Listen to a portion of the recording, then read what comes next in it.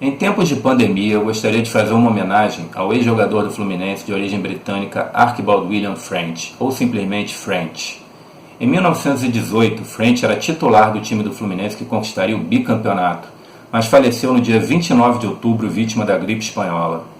O campeonato daquele ano ficou paralisado por 2 meses por causa da pandemia que matou milhões de pessoas ao redor do mundo. Quando o futebol retornou, já sem French, o Fluminense jogou apenas o suficiente para garantir o título de campeão e dedicá-lo ao falecido jogador. Na última rodada, com o título matematicamente assegurado, o clube se deu à luz de preservar seus jogadores e perdeu por WO para o modesto Carioca. Fica a nossa homenagem a French, herói de um título conquistado há 102 anos. Boa noite! Salve, salve, rapaziada tricolor! Companheiras e companheiros de luta e de glória, como canta o nosso hino. Somos aqui uma pequena representação do coletivo Camisa 11, uma frente de resistência política e cultural formada por tricolores de esquerda das mais diversas vertentes. E esse é o Boteco Camisa 11. Todos estão convidados a tomar uma gelada conosco e compartilhar uma conversa relaxada, uma típica conversa de botequim, claro, sobre o nosso Flusão. Estamos nessa transmissão ao vivo, junto com os companheiros do coletivo Tricolores de Esquerda, desejando que todos estejam em casa, saudáveis e em segurança. Vamos resistir, porque vai passar. Antes da bola rolar, deixa eu apresentar a nossa escalação para essa noite.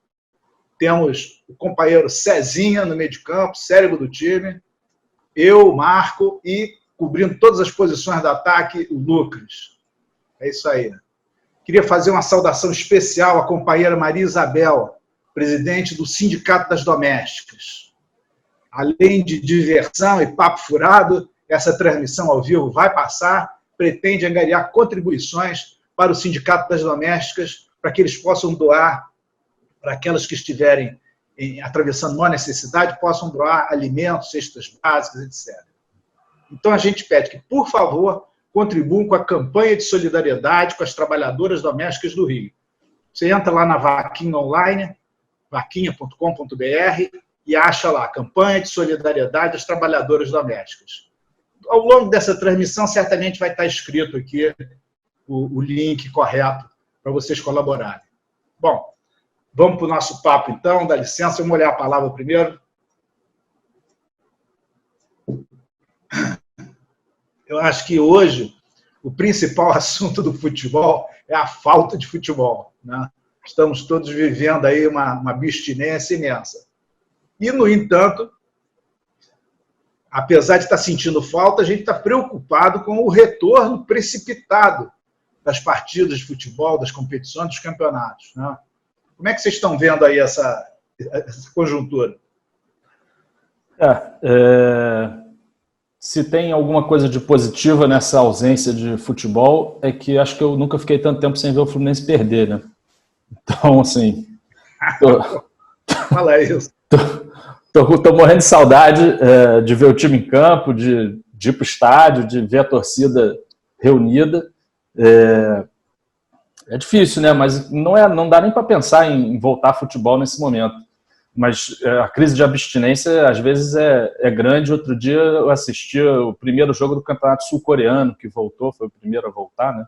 E aí fiquei eu assistindo o Campeonato Sul-Coreano, porque queria ver algum futebol ao vivo que fosse o sul-coreano. É grave a crise. Pois é. Mas é isso, eu acho que... Já está vendo elefante jogando bola. Apesar desse vazio que fica sem ver o Fluminense em campo, não é a hora de pensar nisso. É triste ver que tem alguns clubes pressionando por esse retorno precoce do futebol, no Rio de Janeiro, principalmente, né? A gente viu aí uma movimentação da FERJ junto com alguns clubes grandes que já demonstraram alguma falta de apreço aí pela vida recentemente. E muito orgulhoso de ver que o Fluminense, junto com o Botafogo, se recusou a assinar essa nota aí, pressionando pelo retorno, porque realmente não é hora de pensar em nada disso.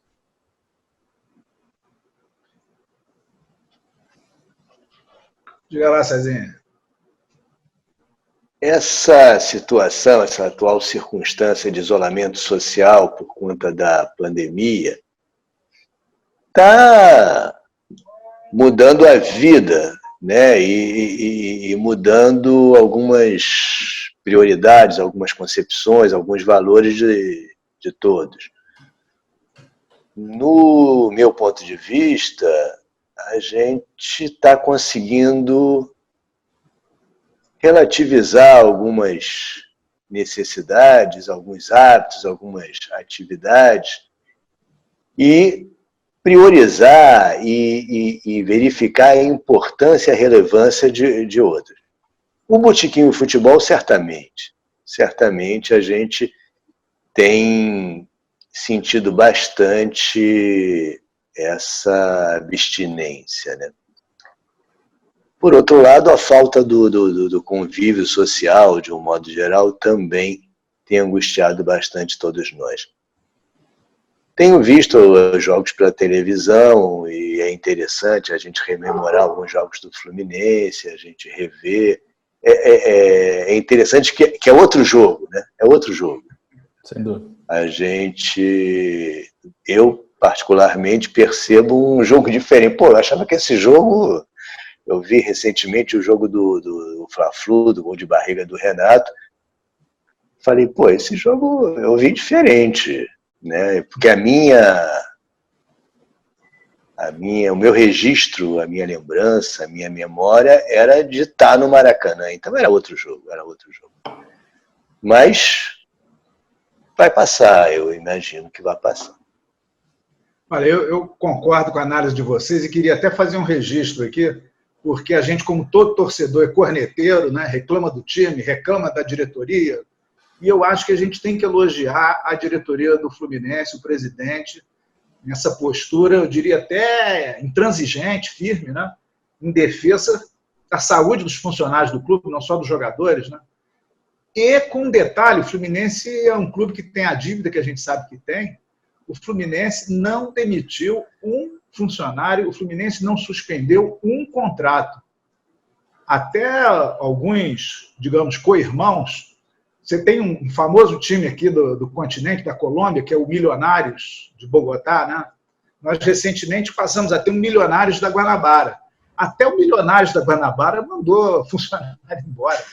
E o Fluminense, com toda a sua precariedade financeira, conseguiu se organizar para manter o seu pessoal, manter os seus contratos.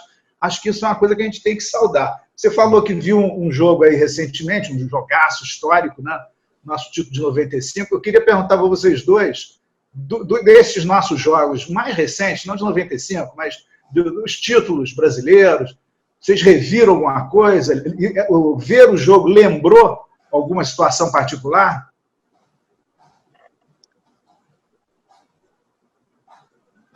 Eu tenho visto alguns jogos, mas eu não... Sinceramente, a experiência não... Eu falei agora do jogo do Fla-Flu de 95. A experiência não é prazerosa para mim. O título de 2010, você reviu os jogos? Tanto nostálgica, enfim. O título de 2010, eu concordo com o Cezinha, a experiência de assistir o jogo não é nem de perto da mesma experiência de estar no estádio, é por isso que a gente vai ao estádio, porque mesmo ao vivo pela televisão não é a mesma experiência de assistir de corpo presente ali. Um hobby dessa quarentena, eu já tinha antes, mas que eu tenho exercitado muito nessa quarentena, é de ver os melhores momentos. E aí eu peguei uma sequência aí da reta final dos títulos brasileiros, e um que eu assisti recentemente foi aquele jogo contra o Palmeiras em 2010, lá em Barueri. O Cezinha foi ao jogo também, não foi, Cezinha? Barueri. Eu fui ao jogo em Barueri, me recordo bem, foi no dia da ocupação do Alemão, com a transmissão direta da ocupação do Alemão, uma circunstância insólita da PM entrando no Alemão e moradores com bandeira do Brasil na janela, enfim. Então eu tenho um registro muito claro desse jogo, fui para Barueri, e em Barueri a torcida do Fluminense tomou conta do estádio, como tinha que ser, só tinha Fluminense e alguns poucos torcedores do Palmeiras, mas aqueles torcedores que integram o movimento social de torcidas organizadas do Palmeiras. E ficamos lá fora tomando cerveja, a torcida do Fluminense, encontrando muitos tricolores, e a polícia estava preocupada, porque as relações das torcidas de Fluminense e de Palmeiras não são tão amistosas, e a polícia tentava mandar os torcedores entrarem no estádio, para não ficarem do lado de fora, naquela social. E um deles, um policial, me abordou e falou, entra. Eu falei, mas por que eu vou entrar? Ainda estava na hora do jogo e ele insistiu. Ele falou, não, entra porque vai ter confusão, pode ter confusão, entra. Eu falei, eu não vou entrar se tiver confusão. Aí eu avalio. E ele, evidentemente, ficou contrariado. E quando eu vou entrar no estádio, mais próximo do horário do jogo, ele estava entre os policiais que estavam revistando as pessoas. Aquela revista que a gente conhece de São Paulo, com aquela cordialidade da polícia muito paulista. Simpático, sempre. E aí ele me deu uma geral e perguntou se eu tinha arma, faca, droga, etc. Eu falei, não, lá no Rio a gente não leva isso para o estádio. E ele aí ficou mais aborrecido e endureceu mais ainda a minha revista. Mas acabei entrando e deu tudo certo. Você foi ver esse jogo, né, Lucas? Fui também. A minha lembrança talvez não seja tão nítida. Eu tinha ido, porque o Fluminense jogou 2 semanas seguidas em Barueri, né? Jogou no final de semana contra o São Paulo, no final de semana seguinte contra o Palmeiras. E eu tinha ido no final de semana anterior de avião. Peguei um ônibus em São Paulo, né? Barueri ali do lado. Só que 2 semanas seguidas o dinheiro ficou curto, aí eu fui na caravana com o pessoal para o jogo contra o Palmeiras. E a gente começou a beber 7 horas da manhã ali no Largo do Machado. Quando cheguei em Barueri, eu confesso que minhas recordações não são assim lá muito nítidas, porque foi um bocado de cerveja. A gente foi com a equipe do Sport TV, eram 2 ônibus juntos, e foi com a equipe do Sport TV filmando, fazendo uma matéria para a televisão que ficou muito boa. Eu vi, por sorte a equipe estava no outro ônibus nessa hora, mas eu vi um dos momentos mais bonitos, assim, um monte de gente ali, clima de torcida e tal, não sei o quê. Num certo momento teve uma confusãozinha ali dentro do ônibus mesmo, não teve briga, um empurra, uma coisa assim, que durou 10 segundos, até que um dos caras caiu por cima do isopor onde estava a cerveja. E aí quebrou a lateral do isopor, a briga se extinguiu imediatamente, voltamos todos a ser irmãos, companheiros naquela luta. Solidários. O gelo e a cerveja que ia rolando pelo chão do ônibus. Conseguimos salvar o que restou do isopor ali, salvar o gelo. O ônibus encostou por conta do barulho, o motorista ficou preocupado. Os motoristas ficam sempre um pouco mais atentos, eu acho, quando estão viajando com torcida de time, né? E aí o motorista encostou, o outro ônibus encostou também, e aí veio a equipe do Sport TV para saber o que tinha acontecido. Não, nada, tá tudo bem. Tal. A gente estava só, teve um probleminha com o isopor ali, a gente estava salvando... a cerveja que estava sob risco. Pois é. Quem está criando problema é a cerveja. A gente tá tranquilo. Foi um momento muito bonito de solidariedade. E aí a gente finalmente chegou lá para assistir esse jogo. Teve uma confusãozinha na porta, né? Mas acho que foi uma coisa, teve um pouco de gás de pimenta, até por conta dessa cordialidade que o Cezinha citou, a PM de São Paulo sempre recebe muito bem. Acho que todas as vezes que eu estive em São Paulo, teve algum gás de pimenta, eu senti em algum momento. Polícia Mineira também não é fácil, né? Também. E aí, durante o jogo, foi engraçado que o jogador do Palmeiras fez um gol totalmente sem querer, né? Fazendo 1-0 para o Palmeiras. O cara deu um chute que ele pode tentar mais 50 vezes que ele não acerta de novo. E aí meteu 1-0 e ele não sabia nem se era para comemorar, mas por outro lado fez o gol, tinha que fazer alguma coisa, a torcida... Porque do Palmeiras vaiando. A torcida do Palmeiras queria que o Fluminense ganhasse, né? E aí a gente conseguiu virar o jogo com um gol daqueles que o Carlinhos fez um monte, né? Que ele cortava para dentro. Em 2010 ele deve ter feito uns 4 na reta final desse jeito. Ele cortava para dentro e batia de direita. Batia de direita. E depois encaminhamos o título aí com o gol do Tartá para virar, né? Tartá que não tá longe de ser craque, nunca foi nada, não diria nem acima da média, mas um cara que sempre deu muito suor pela camisa do Fluminense. Não dá para falar mal dele, não. Pois é. Mas alguns jogadores... Tenho críticas ao futebol, não tenho críticas à dedicação do Tartá, que foi importante naquele ano ali. Verdade. Alguns jogadores só jogaram no Fluminense, né? Tartá é um deles e o Carlinhos é outro. O Carlinhos é outro. A lista é imensa. Eu vi vários jogos nossos, vi a reta final de 2012, mas fugindo um pouco desse ângulo, o que eu gostei muito de ver foram os jogos, sobretudo os antigos, os jogos da seleção brasileira. Copa de 70, por exemplo, eles repisaram todos. Sensacional. Me chamou a atenção principalmente o jogo com o Uruguai, que para mim foi o melhor jogo da seleção, o jogo mais difícil. Talvez Uruguai e Inglaterra, mas Inglaterra, pelo estilo da seleção inglesa naquela época, foi um jogo mais feio, mais trancado. O jogo com o Uruguai foi muito bonito. E este jogo teve, que foi eleito numa votação aí recente, o gol mais bonito que o Pelé não fez, que foi aquele corta-luz no Mazurkiewicz. E aí, ao rever esse lance, eu lembrei o Sérgio Rodrigues, que é um escritor premiadíssimo, ele ganhou um prêmio em Portugal com o romance dele, O Drible, que é uma história, um drama familiar, que tem como pano de fundo 5 décadas de história do futebol brasileiro. E nesse romance, a páginas tantas, ele diz o seguinte, que este gol que o Pelé perdeu, para ele, era a prova de que Deus existia. Porque se Deus não existisse, o Pelé teria feito gol e o Deus seria ele, Pelé. Acho que Deus falou, não, peraí, eu já deixei, coisa absurda. Aí também não. Isso aí eu não vou deixar, não. E não deixou fazer isso para o Sérgio Rodrigues, era a prova de que Deus existia e estava tomando conta. Faz sentido. E Pelé... Falar em Sérgio Rodrigues, eu lembrei do Sérgio Santana, acabou de nos deixar, um grande tricolor, um grande escritor, um renovador do conto brasileiro, né?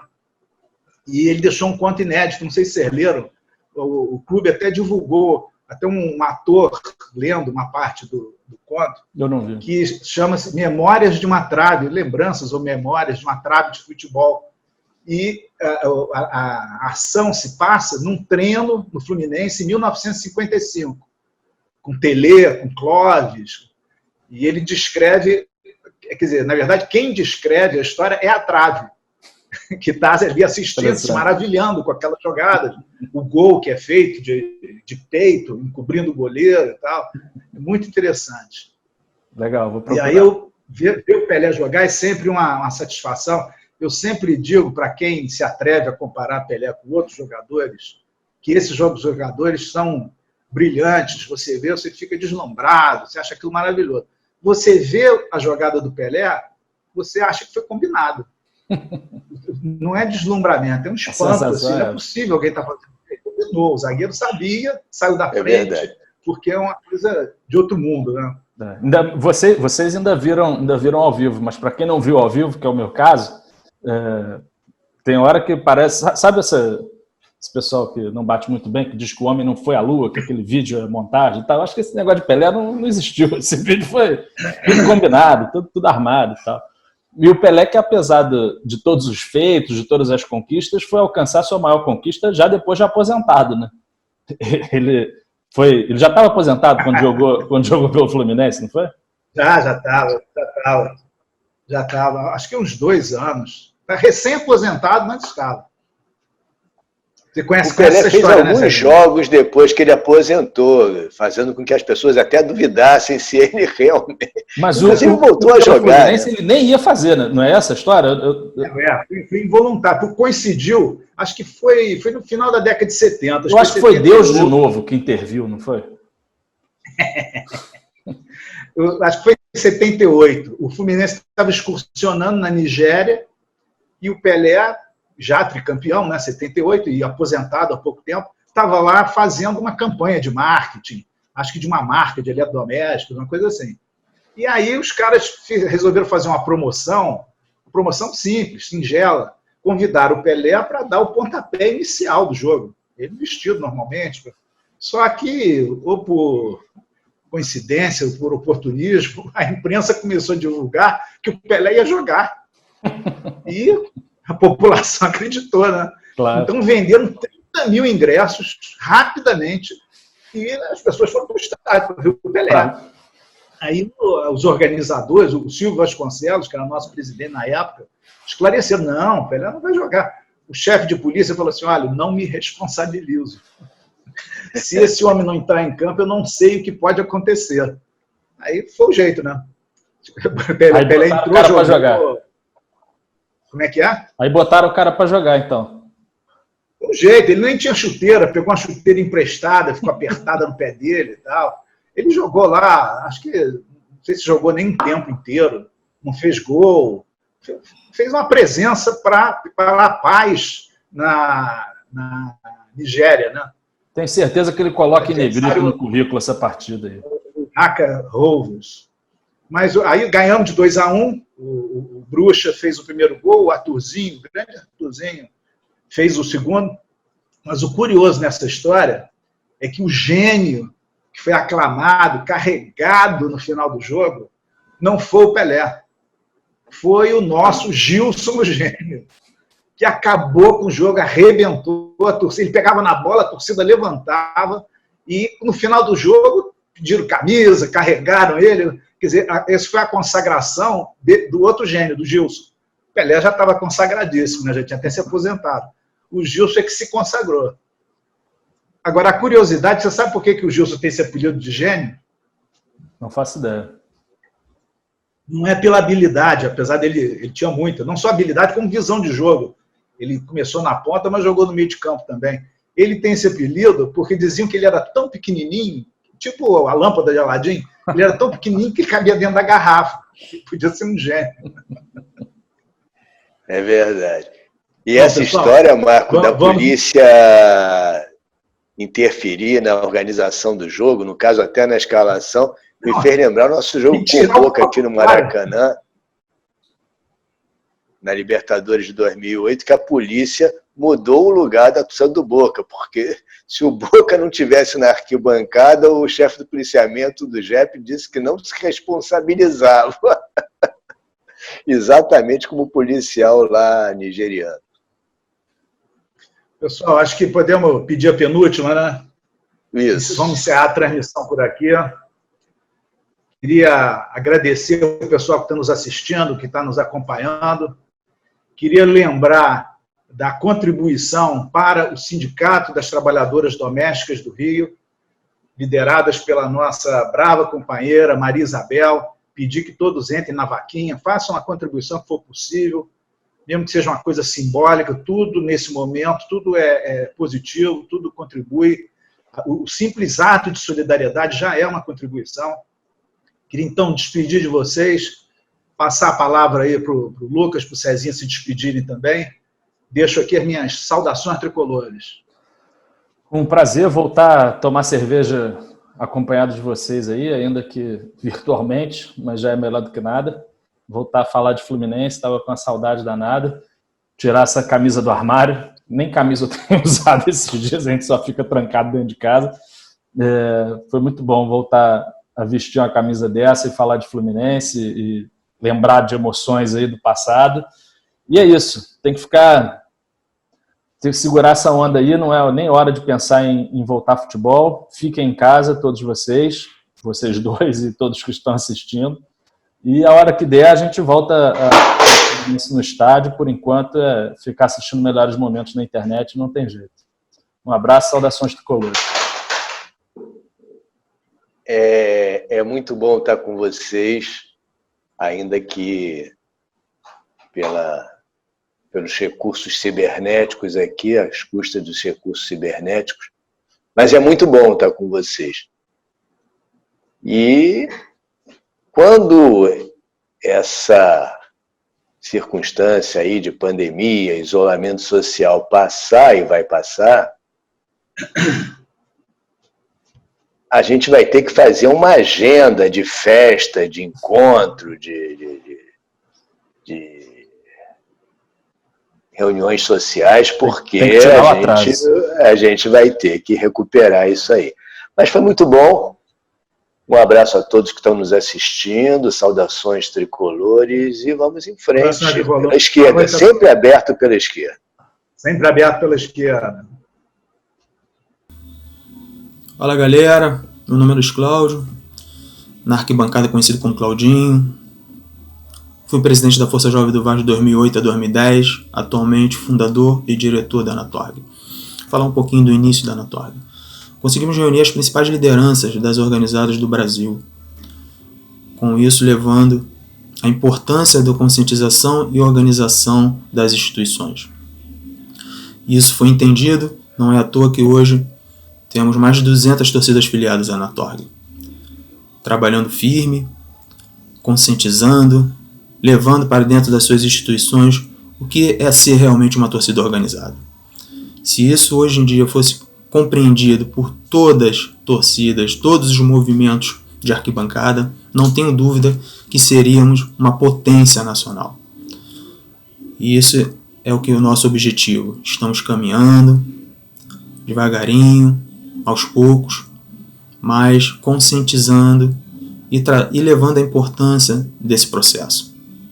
Estamos atentos a todos os processos e projetos de leis em vários estados do país. A Anatorg vem acompanhando, né, e trazendo a melhor informação e a melhor solução para as instituições que estão filiadas à Anatorg. Deixar também aqui a importância da torcida organizada dentro desse momento atual que vivemos, que é a pandemia. Observando bem, em vários estados do país, as torcidas organizadas estão se mobilizando e ajudando a sociedade, fazendo o seu trabalho social.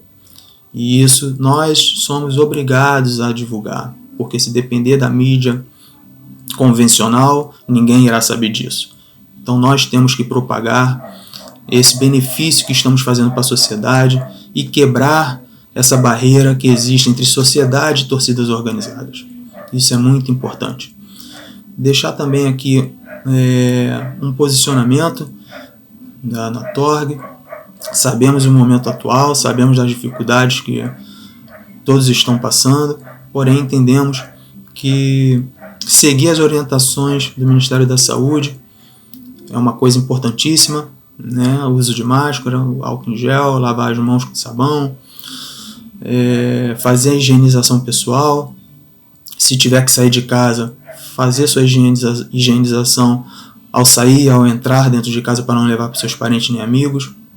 Isso tudo seguindo as orientações do Ministério da Saúde, fazendo o isolamento social quando possível e necessário, né? Então a Anatorg está à disposição para poder ajudar, orientar e fazer o que for necessário para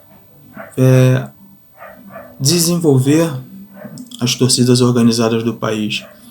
E não esquecendo nunca, se formos mais fortes e unidos, teremos uma voz poderosíssima dentro da sociedade e dentro do nosso país. É isso aí, galera. Deixar aqui o agradecimento para o coletivo Tricolores de Esquerda, em nome do nosso presidente Minduim, a Anatorg. É isso aí, galera. Fale conosco, não sobre nós. Falou, irmão. Um abraço. Olá, amigos. Tudo bem? Tricolores, Tricolor de Esquerda, camisa 11. Muito obrigado por deixarem eu participar aqui da live. É uma honra estar aqui presente. Meu nome é Ronaldo Tavares. Sou um dos coordenadores dos Torcedores pela Democracia. Torcedores e torcedoras pela democracia. Nosso movimento, ele é um movimento que se iniciou lá em 2016. Fizemos um grande ato, com mais de 300 torcedores ali no Bellini, um abraço no Bellini contra o golpe, né? Foi uma atividade muito boa. E de lá para cá participamos de todas as atividades aqui no Rio de Janeiro, né? Várias atividades o ele não, juntando torcida, tentando fazer o diálogo entre essas torcidas e movimentos e coletivos de esquerda. Tivemos a honra de participar e produzir, de estar organizando aquele futebol com Chico Buarque, né, que foi uma coisa muito bacana. Também o futebol das meninas da seleção brasileira, que foi ali na Quinta da Boa Vista, no dia 8 de março. Tem uma campanha recente contra a violência doméstica que está no nosso site, no Torcedores pela Democracia. Convido vocês a visitar, dar um like lá. E dizer o seguinte, dessas lutas todas, acho que a mais importante foi a Lei 8708 de 2020, desse ano, de janeiro desse ano, que foi aprovada na LERJ, que a gente já vinha desde de 2019 lutando para aprovar essa lei, que é o direito de torcer. Muitos torcedores de esquerda estavam sendo barrados na porta do Maracanã, no Engenhão, por causa das suas camisas de esquerda. E aí eram barrados. E a gente fez essa lei garantindo o direito de torcer. Então a importância de se manter unidas as torcidas de esquerda é essa. E o Torcedores pela Democracia está junto nessa luta. Então eu quero agradecer, falar que a gente vem nesse movimento e vamos continuar lutando para unificar aqui as torcidas, fazer o diálogo e fazer ações em conjunto. Uma delas que eu também gosto muito, Bernard e outros aí vão lembrar bem, que é o golzinho. A gente começou a fazer o golzinho em 2016, né? E a gente participou, fizemos vários golzinhos com o pessoal do Botafogo, do Vasco Comunista, do Botafogo Antifa, do pessoal do América, do Anarcomuna, pessoal do Vascaínos de Esquerda. Então, várias torcidas nessas de esquerda a gente participamos. Também teve aquele nosso, você vai lembrar bem, aquela carta que a gente ajudou e várias torcidas participaram na construção na época da campanha do Haddad. Então temos várias lutas, várias coisas a comemorar nos torcedores de esquerda nesses dias longos. Completou agora 4 anos, 4 anos e pouquinho. Então eu fico muito feliz de estar aqui, mando um abraço fraterno para todos vocês, tricolores, e muito obrigado. E quero aproveitar e convidar vocês amanhã, sexta-feira, vai ter a plenária dos torcedores, para vocês estarem participando, vocês darem uma chegada lá, participar aqui da nossa plenária. É super importante, vamos discutir temas sobre a questão do retorno do futebol, vamos discutir ações, né, se possível, nesse tempo de pandemia, como é que a gente pode se posicionar, fazendo notas e, quem sabe, aí a gente está fazendo coisas coisas diferenciadas, né? Eu acho que é isso que a gente tem que estar nesse momento fazendo. Um forte abraço a vocês, a todos vocês aí, um forte abraço mesmo. Juntos na luta. Hola a todos y a todas allá en Brasil. Les mando un saludo desde acá, desde Chile. Mi nombre es Pavel y soy director de patrimonio de Colo-Colo. Agradezco la invitación de la gente de Fluminense para poder contar un poco lo que está pasando acá en Chile. El fútbol acá en Chile ha vivido ya hace una buena cantidad de meses una situación bastante irregular. Ya el 18 de octubre se produce una protesta popular en que todo el país salió a la calle, producto de las injusticias y las constantes alzas que se estaban viviendo y los abusos que se venían arrastrando ya desde hace muchos años. Producto de esto se generó una movilización muy importante en Chile, en la que la gente salió a la calle y llamó mucho la atención de que no hubiera mucha bandera política, de partidos políticos, de organizaciones políticas, sino que hubiera muchas banderas de equipos de fútbol, sobre todo la de Colo-Colo, que es el club más popular. Esto porque durante muchos años la política tradicional se ha visto muy deslegitimada y los clubes son algunos de los espacios que siguen teniendo validez como espacios de identificación para la gente. El fútbol cumplió un rol muy importante durante todos estos meses de protesta. Se organizaron asambleas y cabildos en los barrios, y el cabildo más grande que se hizo, más masivo, fue el que realizó Colo-Colo en el Estadio Monumental, al que llegaron cerca de 2.000 personas.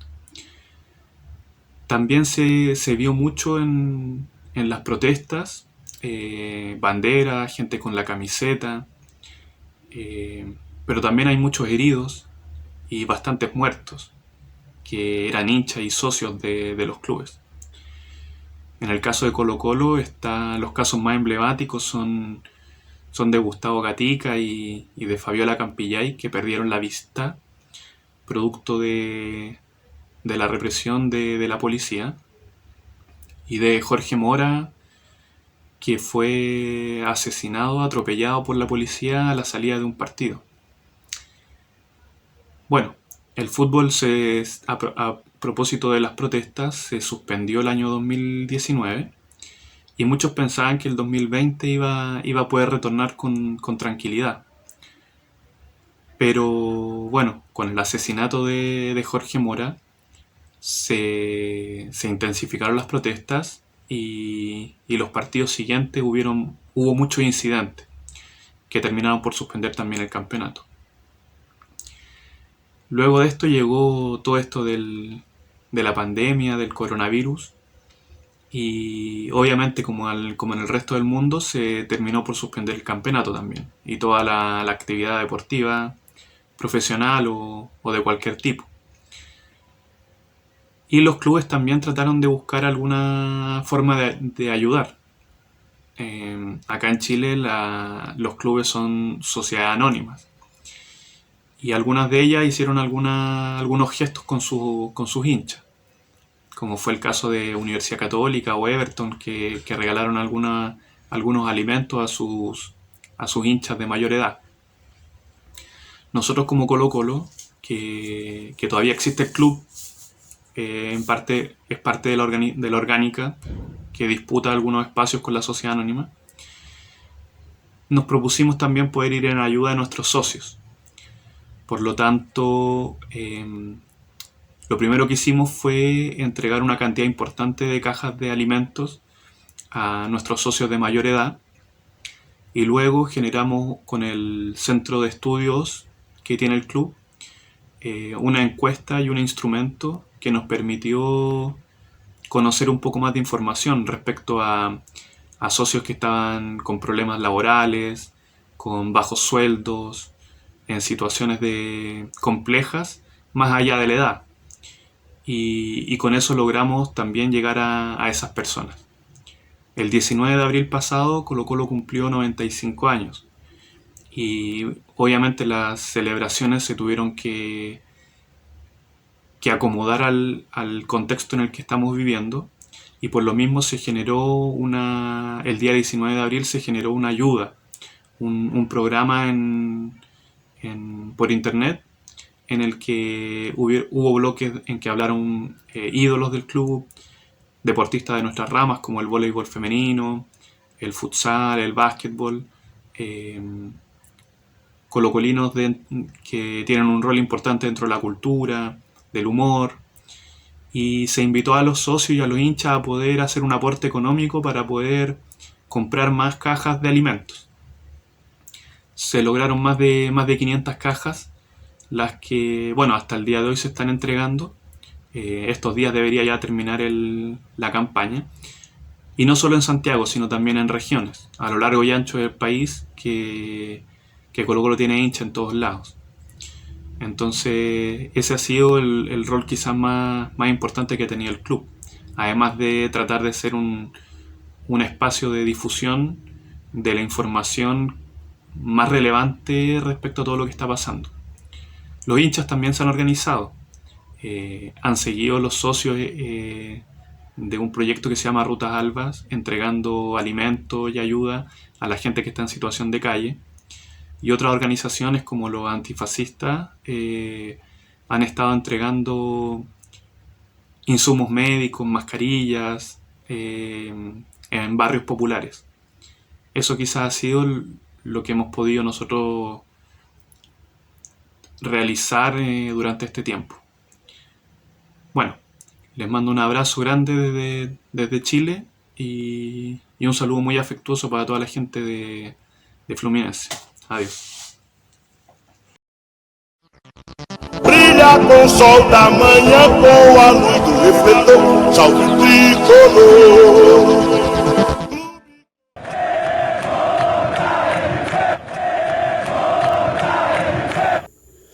Fala galera, eu sou o Frajola, para quem não me conhece, Frajola do Pop Bola, Frajola da Young Flu. É o seguinte, eu tenho uma historinha para contar para vocês, vou tentar resumir aqui, se é breve. Em 2002, final de 2002, eu conheci o Ivan Martins, que era presidente da Acadêmicos da Rocinha. E aí falaram para ele que eu tinha uns contatos dentro do Fluminense, conheci o presidente Davi Fischel, e ele falou, poxa, eu tô querendo fazer o centenário do Fluminense na Rocinha, né, como enredo. Você consegue me levar lá? E eu levei, marquei algumas reuniões com o presidente Davi Fischel, a diretoria e tal. E aí eles fecharam lá um acordo, questões de documentos e tal. E foi feito o enredo da Rocinha, né? E aí o enredo era o carnavalesco, era o Luciano. E aí ele falou, poxa, me dá umas ideias aqui, eu tô com umas ideias, eu quero falar do Fluminense fora do futebol também. O Fluminense é tão rico de histórias. Então eu vou falar, eram 4 ou 5 carros, e eu vou falar do futebol só no último setor da escola.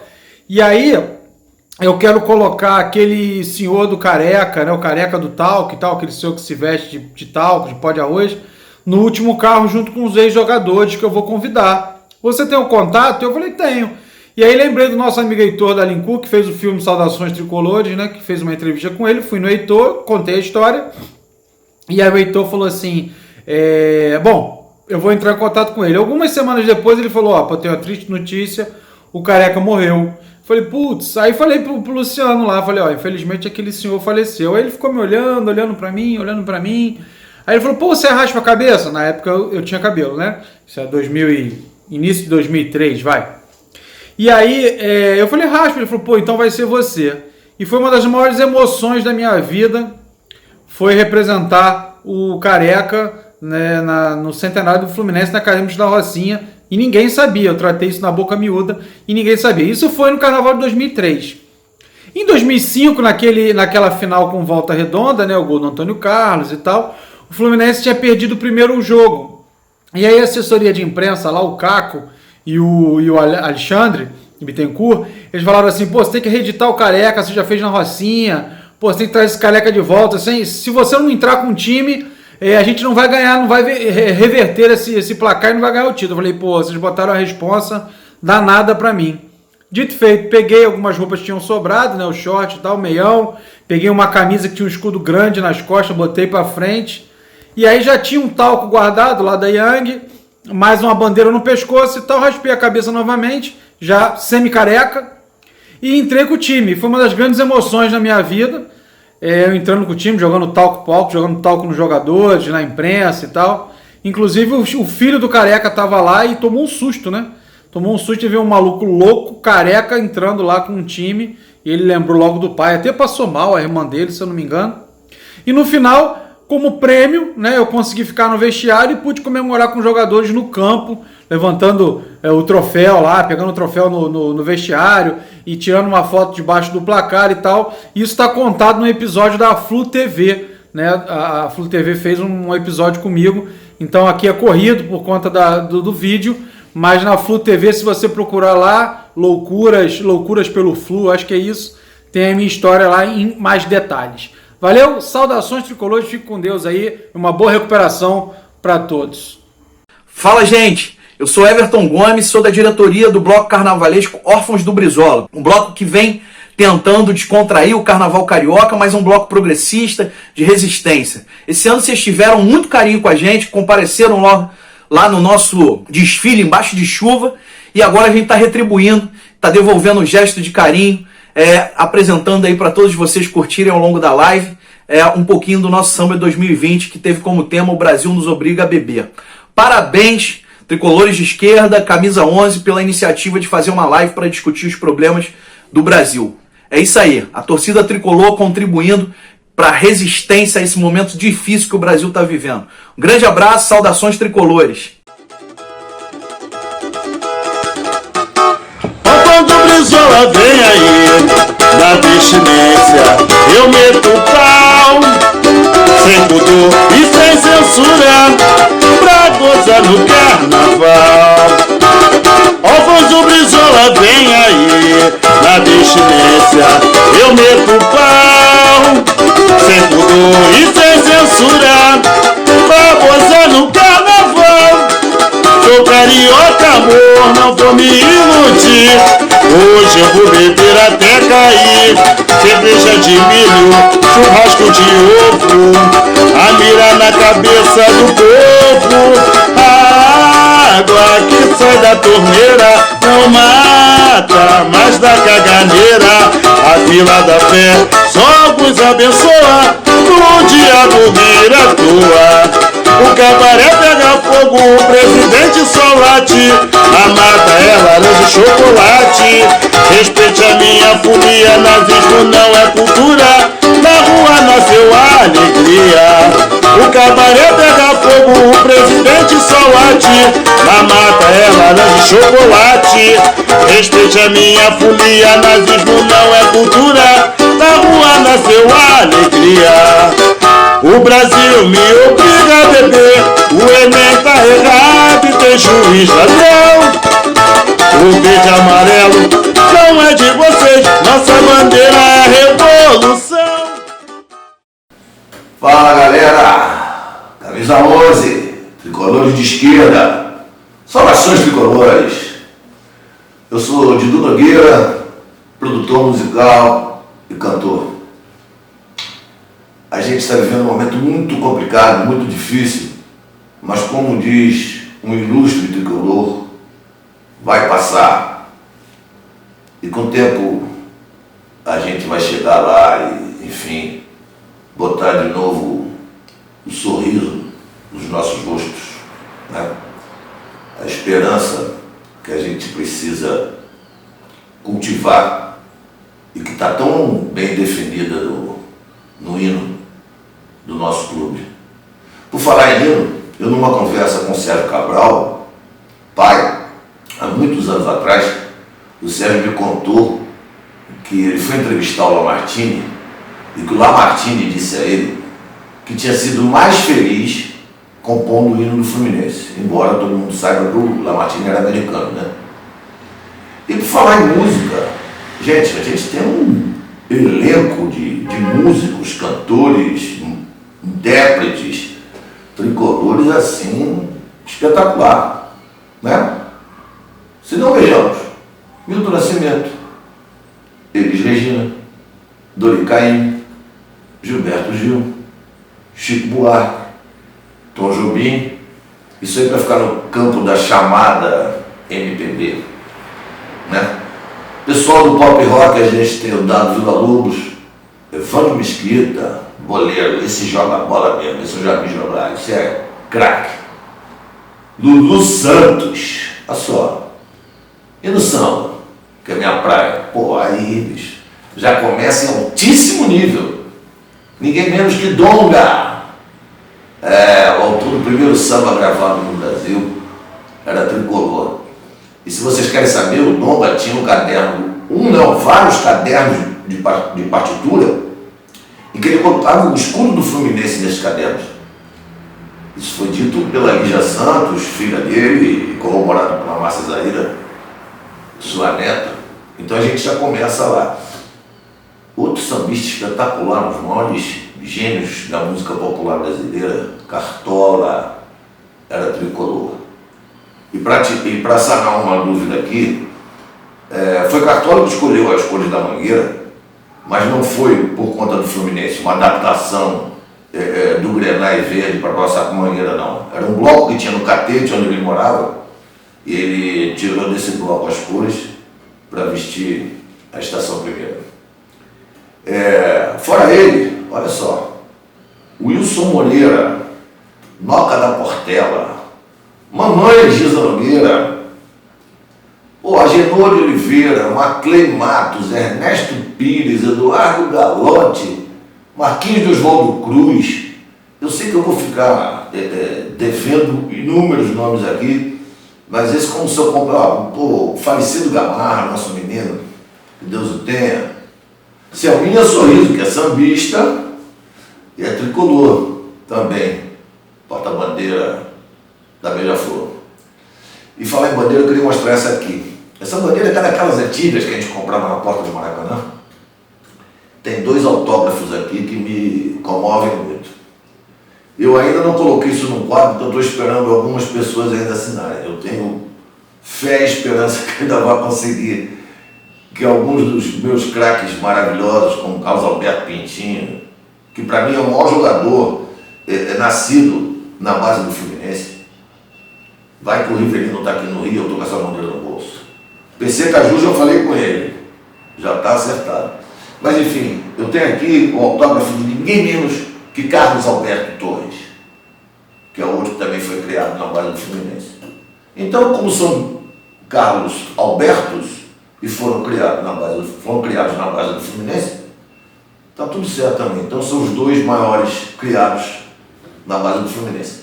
E aqui, o autógrafo com um carinho especial, e fala muito do nosso querido Nelsinho Rodrigues, de quem inclusive roubei esse short, roubei mesmo. Uma pelada lá no Campo do Chico, o Nelsinho deu uma bobeira, ele foi trocar de roupa, eu peguei e botei na minha mochila, não devolvi mais. Do meu querido Delay, nosso cérebro dos anos 80. Então, galera, vamos em frente aí, um abraço a todos, e vamos terminar não com uma música brasileira, mas com uma versão que a gente canta nas arquibancadas, da autoria de ninguém menos do que Burt Bacharach. Oh, oh, oh, oh, Fluminense eterno amor, é por isso que eu canto, eu visto esse manto, orgulho de ser tricolor. E não fosse a pandemia, eu ia tirar uma onda que poucos podem.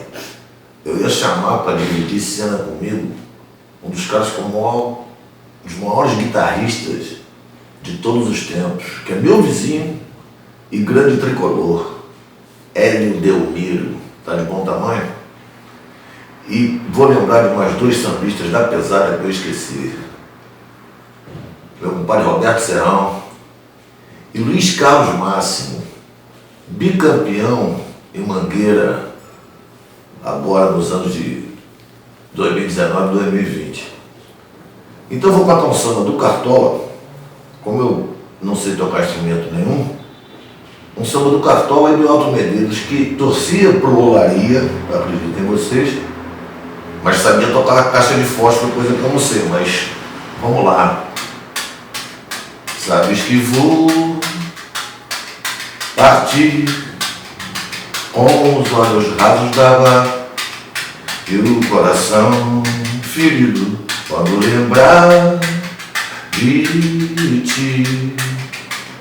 Me lembrarei também desse amor proibido, faço demais, fui presa, servi de pasto em tua mesa, mas fiques certa que jamais terás o meu amor, porque não tens o dor. Faço tudo para evitar o mal, sou pelo mal perseguido, só me falta ver a essa. Fui trair meu grande amigo, mas vou limpar a mente, sei que errei, ele é inocente. Brilha com o sol da manhã, com a luz do refletor, salve tricolor.